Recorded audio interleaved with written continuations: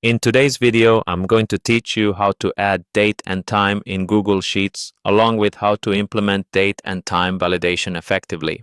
Let's dive right in and make sure you have a robust system for handling date and time entries by setting up validation rules that ensure the accuracy of your data.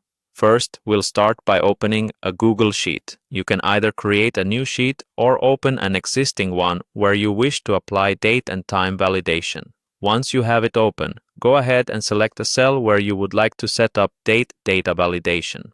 It's crucial to choose the correct cell because this is where you'll enter your specific date information. Next, move to the top of your Google Sheets interface and find the Data menu. Click on it, and from the drop-down list, select Data Validation. This action will bring up a new window where you can set the parameters for your data entry. Once the data validation window is open, you'll see an option to +add rule. Click on this to begin defining your criteria. In the following window, you will notice a section titled Criteria. Click on the drop-down list here and select Is Valid Date. This option will ensure that only valid date formats can be entered into the chosen cell. To help users understand what is expected in this cell, it's a good idea to show helpful text. Click on Show Help Text for a selected cell and type in a message that will assist users in entering the correct format. Once your help text is set, you can click on Reject the input to ensure that any incorrect entry is not accepted, thus maintaining the integrity of your data. Remember to click Done to save your settings. Now, let's address time validation. Back in your spreadsheet, select another cell where you want to apply time data validation. Similar to the previous steps, go back to Data, choose Data Validation, and click +Add Rule.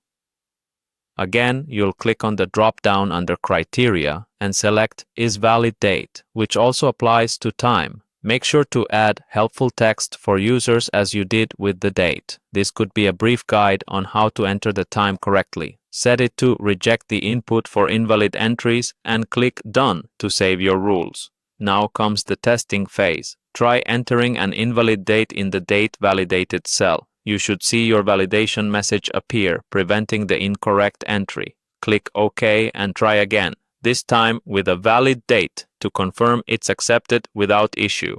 Next, test the time validation by entering an invalid time in the corresponding cell. Once more, the validation message should alert of the incorrect input.